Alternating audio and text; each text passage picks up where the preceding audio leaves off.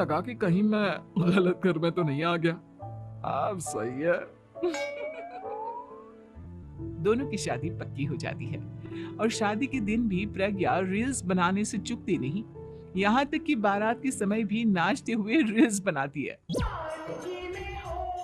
सभी लोग प्रज्ञा की तारीफ के पुल बांध देते हैं और प्रज्ञा नाचती गाती अपने ससुराल चली जाती है। सब कुछ अच्छा चल रहा होता है। प्रज्ञा यहाँ भी दिन भर हर चीज की रील्स बनाती रहती है। लेकिन कुछ दिनों के बाद जब सुनीता कहती है, बहू, ये रील्स के साथ साथ कुछ काम भी कर लिया करो। वैसे तुझे और क्या क्या बनाना आता है? मम्मी जी, वैसे तो सब कहते हैं कि मैं सब कुछ अच्छा बनाती हूँ, लेकिन मुझे लगता है कि मैं मैगी अच्छा बना लेती हूँ। हाँ, कॉफी भी अच्छा बना लेती हूँ और मुंह तो सबसे अच्छा बना लेती हूँ। हैं? अच्छा अच्छा। सुनीता अपना माथा पकड़ लेती है और कहती है, बहू, कुछ खाना बनाना भी सीख लेती। मम्मी जी, मैं लंबी प्लानिंग कर रही हूँ।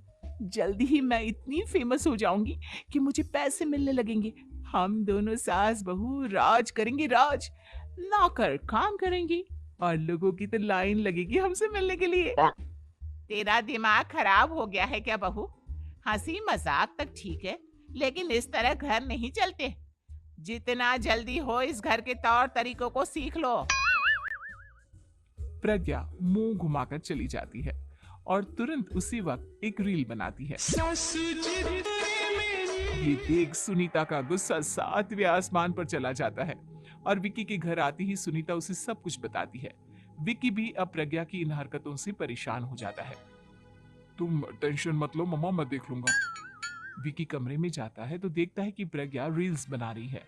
विक्की बड़े ही प्यार से प्रज्ञा से कहता है, प्रज्ञा, इन सब के लिए मैं तुम्हें मना नहीं कर रहा हूँ, लेकिन फिर भी हर वक्त तो ये अच्छा नहीं लगता ना। समझने की कोशिश करो, मुझे भी तुम्हारा थोड़ा वक्त चाहिए।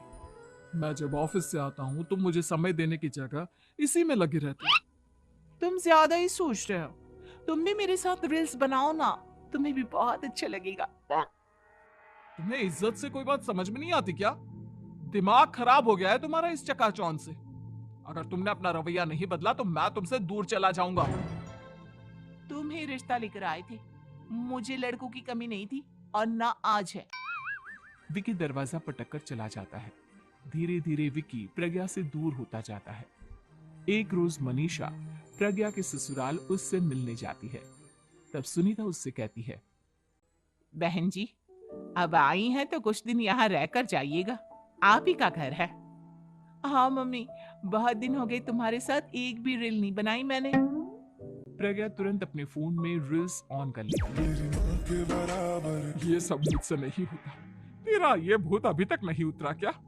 बहन जी, आप कुछ कहती नहीं क्या इसे? जब आप ही कुछ नहीं कर पाई तो मैं कर ही क्या सकती हूँ। सास तो वैसी ही बदनाम है। शाम को घर की लाइट चली जाती है और मनीषा प्रज्ञा से कहती है, मेरे घुटनों में बहुत दर्द हो रहा है, तू लाइट का कुछ इंतजाम करना बेटा। अच्छा, कैंडल जला देती हूँ मम्मा। प्रज्ञा गाते हुए कैंडल जलाती है और खिड़की के पर्दे के पास रख देती है। मनीषा, जिसे बहुत दर्द हो रहा है, वो सो जाती है और प्रज्ञा हमेशा की तरह अपने रील्स में लग जाती है।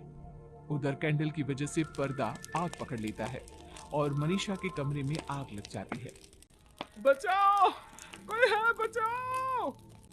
सभी भागते हैं और विकी कमरे की आग बुझाने में लग जाता है, लेकिन तब तक मनीषा आधी जल चुकी थी।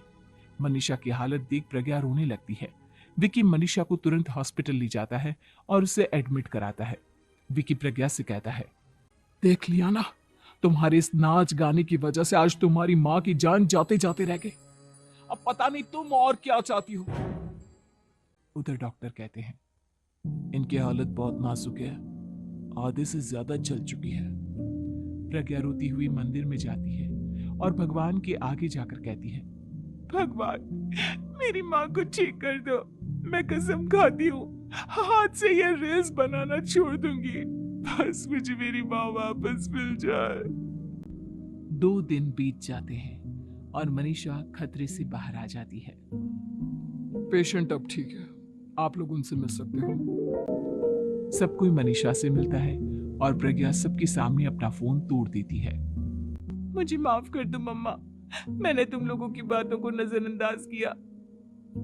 बेटा, कोई भी चीज जरूरत से ज्यादा खराब है। मैंने तुम्हें रील्स बनाने से कभी मना नहीं किया, लेकिन हर वक्त एक ही चीज तो सही नहीं है। मैं समझ गई हूँ मम्मा, आई एम सॉरी। प्रज्ञा उस दिन से रील्स बनाना छोड़ देती है और पूरी तरह से अपने घर में लग जाती है।